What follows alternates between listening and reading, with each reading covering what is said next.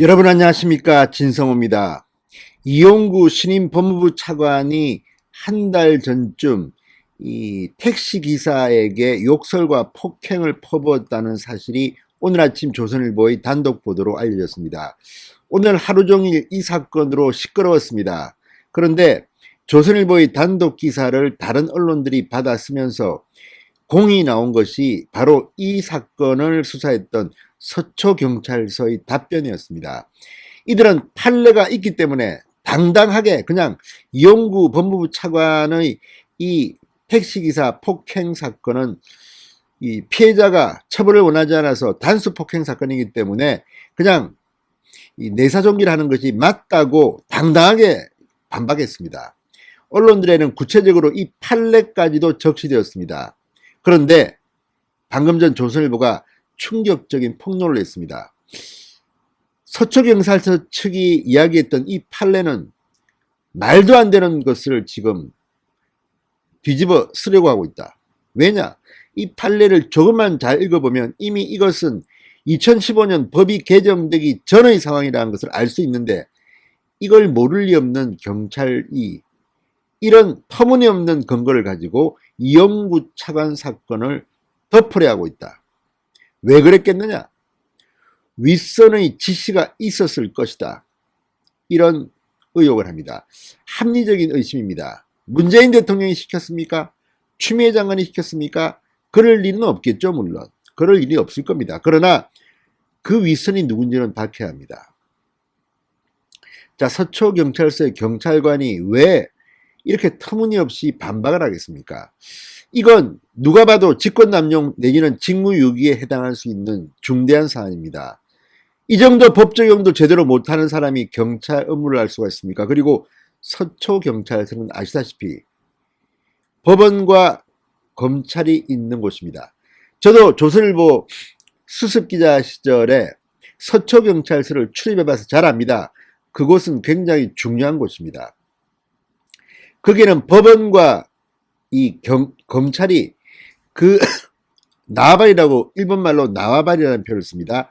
그 나와바리 안에는 법원과 검찰이 있기 때문에 서초경찰서에는 굉장히 중요한 사람들이 유치장에 많이 등장합니다. 굉장히 중요한 포스트입니다. 저도 강남경찰서, 서초경찰서를 출입해봤기 때문에 잘 압니다. 당시는 서초경찰서가 1진이었고 강남경찰서가 2진이 있었습니다. 그랬다가 지금은 바뀐 걸로 압니다.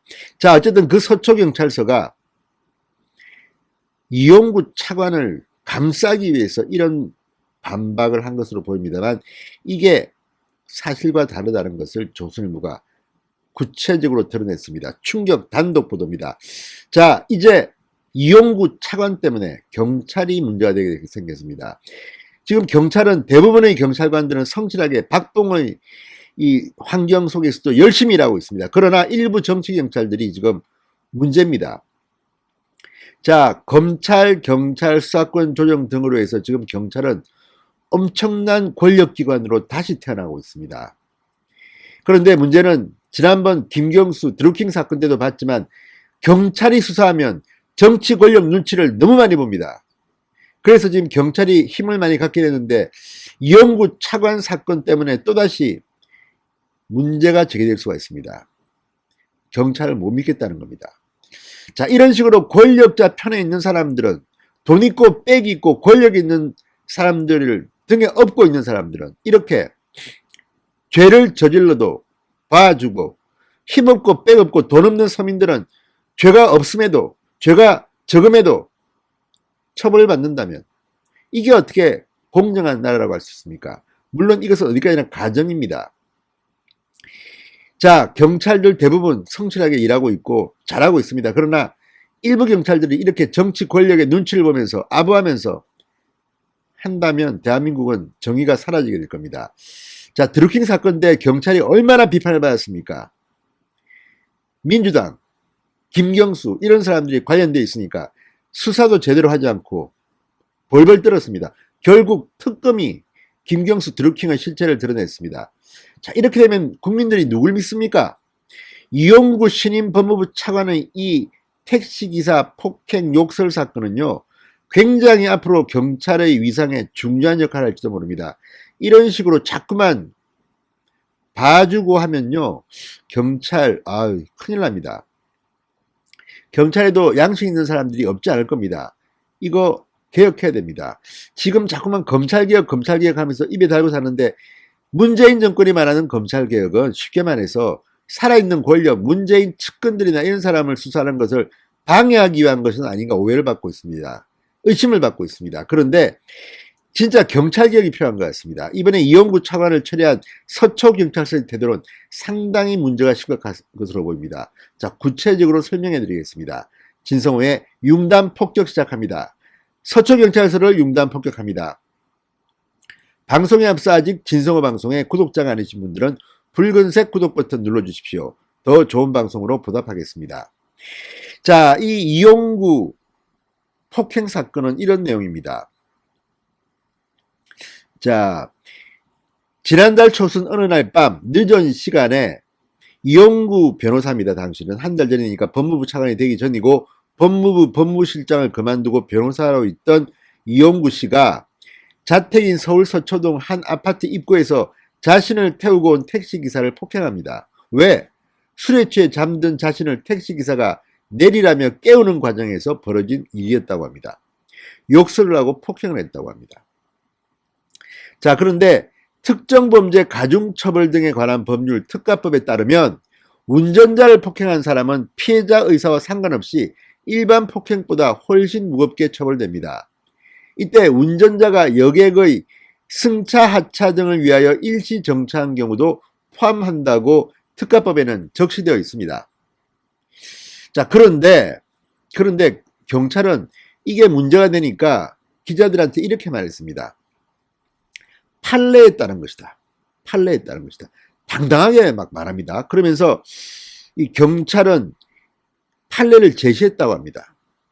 자, 이 판례 봐라. 이렇게 돼 있다.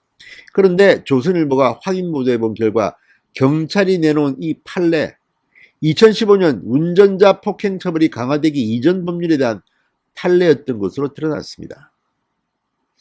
자, 이건 무슨 조작을 하려는 겁니까? 경찰이? 이거 뭐 금방 드러날 거짓말인데 왜 이렇게 당당합니까? 자, 지금 경찰은 민주화 시대의 경찰, 그리고 요즘은 경찰대학 출신도 많고 해서 전혀 뭐 지식이 그렇게 부족하지 않습니다. 개정되기 전과 후의 판례를 구별도 못할 만큼 경찰들이 그렇게 바보입니까? 아닙니다. 그런데 왜 맞지도 않는 판례까지 동원해 가면서 사건을 축소하려 했겠습니까? 그 배경이 무엇일까요? 뭘 숨기려 했을까요? 이용구가 그렇게 대단한 사람입니까? 대단한 사람이죠. 법무부 법무실장님이시다가 이제는 법무부 차관이 됐습니다. 자, 특정범죄 가중처벌법 등에 관한 법률에 이렇게 되어 있는데 서초경찰서는 택시기사가 처벌을 불허하고 있다. 그리고 이 단순 폭행 사범이다. 그러면서 내사정결로 처리했습니다. 특가법상 운전자 폭행 혐의를 적용하지 않았습니다. 일반 폭행 사건처럼 처리했습니다. 왜 그랬을까요?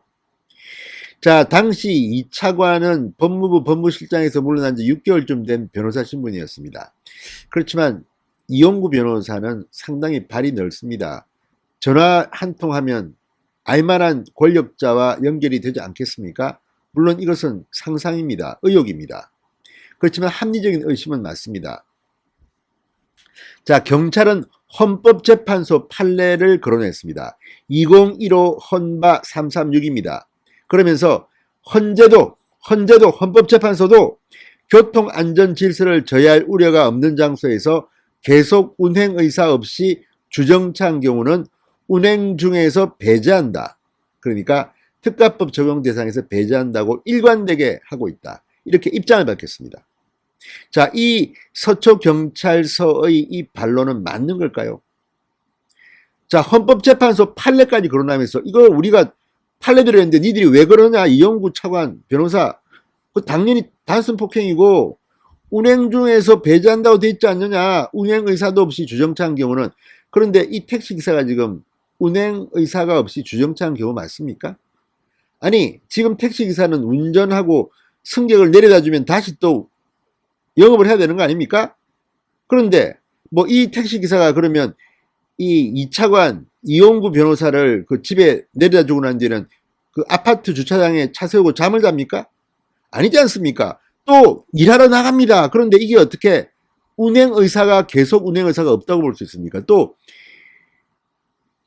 이 교통안전지수를 제어할 우려가 없는 장소라고 했습니다. 아닙니다. 아파트 안 주차장 안전질서를 제어할 우려가 있습니다. 교통사고가 거기서 많이 납니다. 그런데 이렇게 굳이 우기는 이유가 뭘까요? 자,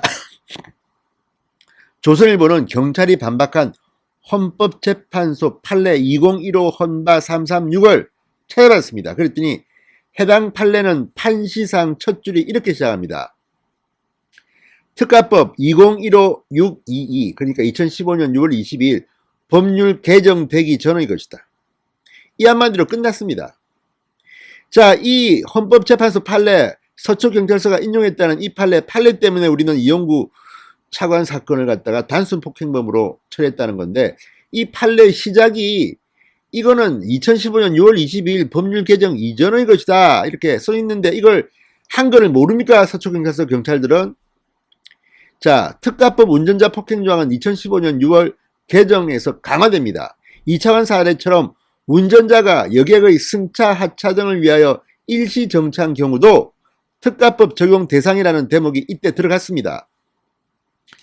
2015년 개정안은 검찰이나 경찰이 특가법 운전자 폭행 조항을 고무줄처럼 지들 마음대로 적용하는 경우가 있어서 그걸 막기 위해 만든 것이라고 합니다. 그런데 지금 서초경찰서는 무슨 잠꼬대 같은 소리를 하는지 모르겠습니다. 또 하나 이런 문제도 있습니다. 조선일보가 인용한 법조인의 말입니다.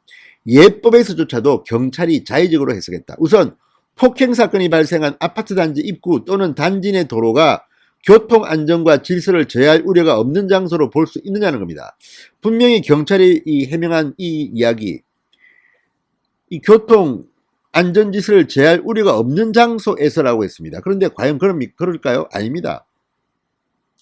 자, 경찰 관계자는 도로 중 정차라면 애초에 교통 안전질서를 제어할 우려가 없는 장소라고 볼 수 없겠지만 아파트 단지 내 도로는 다르다.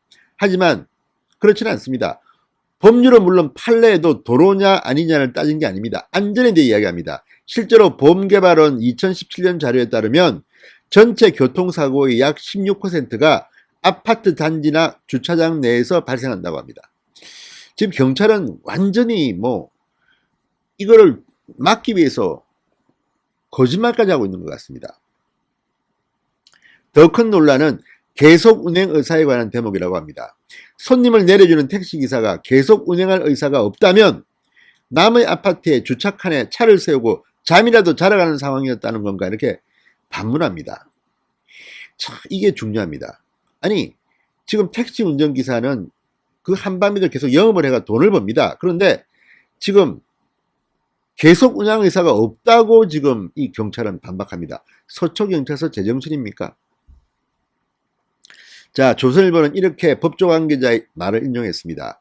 일선 경찰관 판단 착오로 벌어진 일이라면 실수를 시인하면 그만일 텐데 이처럼 무리수까지 떠가며 축소 은폐하려는 것은 절대 공개되어서는 안 될 윗선의 지시 등이 있었던 것은 아닌지 의심스럽다 이렇게 말했습니다. 자, 이 윗선이 누굽니까? 문재인입니까? 누굽니까? 밝히십시오. 문재인은 아닐 거라고 저는 봅니다. 그러나 어쨌든 이상하지 않습니까? 왜 이렇게 당당하게 판례까지 들이댑니까? 그 판례는 이미 아까 말씀드린 것처럼 법 개정 이전의 판례입니다. 서초경찰서 뭔가 문제가 내부적으로 있습니다. 자, 이제 서초경찰서도 수사 대상이 되어야 하고 이용구 차관도 수사 대상이 되어야 합니다. 이용구 차관은 이미 시민단체에 의해서 고발당했습니다. 진성호의 융단 폭격이었습니다. 여러분 감사합니다.